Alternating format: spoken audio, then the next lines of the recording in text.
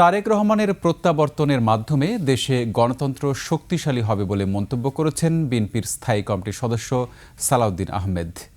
তারেক রহমানের স্বদেশ প্রত্যাবর্তন উপলক্ষে গণমাধ্যমের সঙ্গে এক মতবিনিময় সভায় এ কথা বলেন তিনি। এ সময় সালাউদ্দিন আহমেদ আরও বলেন, মবকে লালন করা হয়েছে, যা সরকারের দুর্বলতা। এ সময় তিনি দেশের গণতন্ত্র শক্তিশালী করতে সাংবিধানিক প্রতিষ্ঠানগুলোকে আরও শক্তিশালী ভূমিকা পালন করতে হবে বলে মন্তব্য করেন। অনুষ্ঠানে বিভিন্ন পত্রিকার সম্পাদকরা আশা প্রকাশ করেন, মত প্রকাশের স্বাধীনতা বিএনপি রাজনৈতিক দল হিসেবে নিশ্চিত করবে।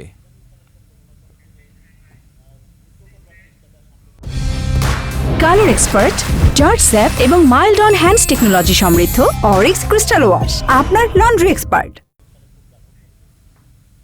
জনগণ যেটা আশা করে আমাদের কাছে, সেই আশাগুলোকে, প্রত্যাশাগুলোকে পরিপূরণের জন্য আমাদের একজন নেতা দরকার। সেই নেতা জনাব তারেক রহমান।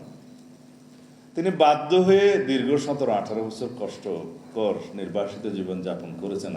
তার এই প্রত্যাবর্তনকে আমরা গণতন্ত্রকে শক্তিশালী করার জন্য কাজে লাগাতে চাই। ব্যক্তিকে শক্তিশালী করার কোনো উদ্দেশ্য আমাদের এখানে নেই।